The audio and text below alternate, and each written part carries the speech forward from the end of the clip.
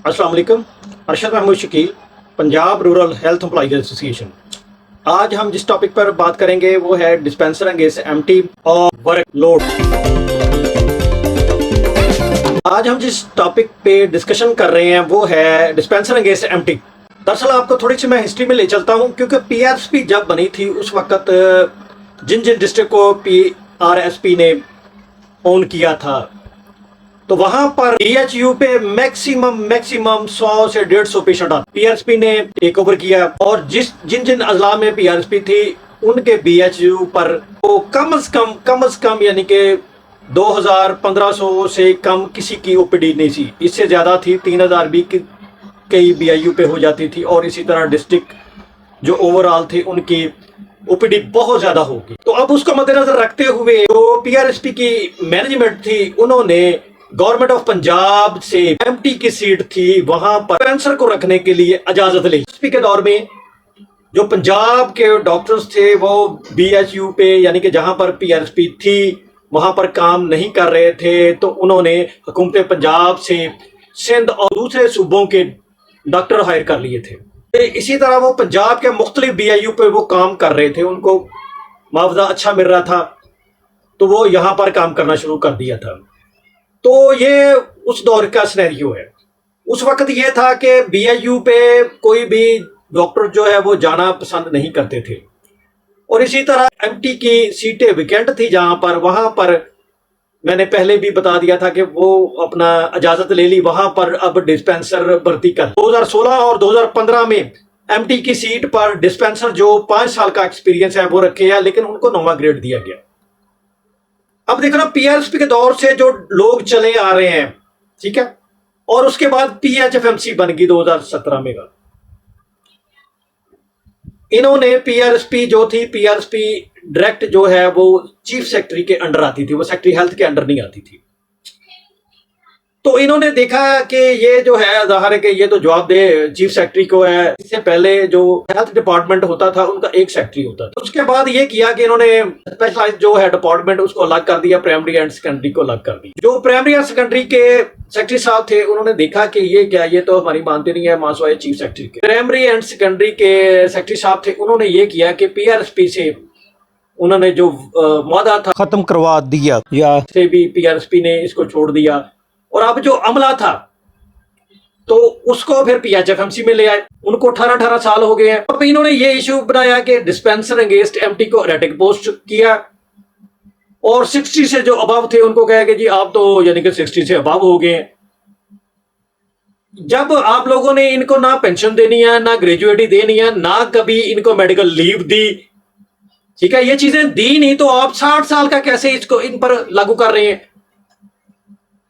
और दूसरा ये है कि एरेटिक पोस्ट का करके सर अगेंस्ट एमटी उनको यानी कि कह रहे हैं जी ये लोग फारिग किए जाएंगे 31 अगस्त को।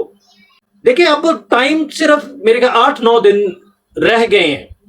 तो ये है कि हायर अथॉरिटी को चाहिए था कि एक लेटर जारी करते भी इनको हमने 1 साल का कंट्रैक्ट दे दिया है और इसको इसी 1 साल में इनको एडजस्ट किया जाए। वो भी कुछ नहीं हो रहा है। अगर आप वो एडजस्टमेंट जैसे कह रहे हैं तो वैसे तो इतनी सीटें वैकेंट ही नहीं है कि इतने सारे डिस्पेंसर अगेंस्ट एमटी वो इन जगहों पर सारे फेल हो जाए, नहीं फेल हो सकते। किसी के यानी कि 102 हैं, किसी डिस्ट्रिक्ट के 62 हैं, किसी डिस्ट्रिक्ट के 48 हैं, मुख्तलिफ हैं। अब मैं आपको थोड़ा सा एक चीज और भी बताना चाह रहा हूं। गर्देजी साहब के दौर में यहां पर डिस्ट्रिक्ट बिहाड़ी की मैं बात करना चाह रहा हूं कि डिस्पेंसर जो भर्ती हुए थे वो एमटी की सीट पर हुए थे, ठीक है, डिस्पेंसर अगेंस्ट एमटी सीट। 9वां ग्रेड था उनका, ठीक है जी। अब वो लोग यानी कि जाहिर है कि जब डिस्पेंसर की असामियां खाली हुई तो उनको डिस्पेंसर की सीट पर कर दिया गया। ये था कि अगर वो यानी कि डिस्पेंसर अगेंस्ट एमटी है तो उनको वहीं डिस्पेंसर अगेंस्ट एमटी रखते, और जो हमारे डिस्पेंसर हैं जिनको डिस्पेंसर अगेंस्ट एमटी का करके कह के एरेटिक पोस्ट कह के उनको फारिग करने की जसारत की जा रही है तो उनको उनकी सीटों पर एडजस्ट कर लेते, लेकिन कोई भी प्लान नहीं है अभी तक। अब ये है कि बीएचयू और आरएसी पे जाहिर है कि गवर्नमेंट के डिस्पेंसर हैं, वो भी हमारे भाई हैं। उनको ये है कि आप लोग हायर अथॉरिटी उनको ऐसे करती, डिस्पेंसर अगेंस्ट एमटी, एमटी की सीट पर उनको एडजस्ट करते, और जो हमारे डिस्पेंसर हैं पीएचएफएमसी के डिस्पेंसर अगेंस्ट एमटी, उनको डिस्पेंसर की सीट पे ले आते। तो मेरे ख्याल ये सारी सीटें फिल हो जानी थी। ठीक है जी। अब रहा पोर्टल का मसला। पोर्टल पे अगर उनको फर्ज करो आप एमटी भी डिक्लेयर करते हैं, उनको स्केल तो 9वां ही है ना, जैसे कि वो पहले 9वें में ही थे, उनकी सैलरी 9वें की डिस्पेंसर की मिल रही थी। लेकिन ये है कि इस सजेशन की तरफ कोई भी तवज्जो नहीं दे रहे। तो बराए मेहरबानी मेरी जनाब वजीर आजम पाकिस्तान से भी रिक्वेस्ट है कि ये जो पीएचएफएमसी के डिस्पेंसर अगेंस्ट एमटी हैं और 60+ लोग हैं, क्योंकि इनको पेंशन वगैरह नहीं मिलनी, अगर पेंशन मिलती तो मैं कभी भी इनकी सपोर्ट ना करता। तो इनको जब तक उनकी सेहत इजाजत देती है काम करने दिया जाए, और डिस्पेंसर अगेंस्ट एमटी जो दूसरे हैं उनको सबको, यानी कि 60 अबव है या दूसरे हैं, सबको 1 साल का कंट्रैक्ट दिया जाए। और मेरी वजीर आला पंजाब से भी रिक्वेस्ट है कि आप भी बराए मेहरबानी इनके खानदानों का सोचे।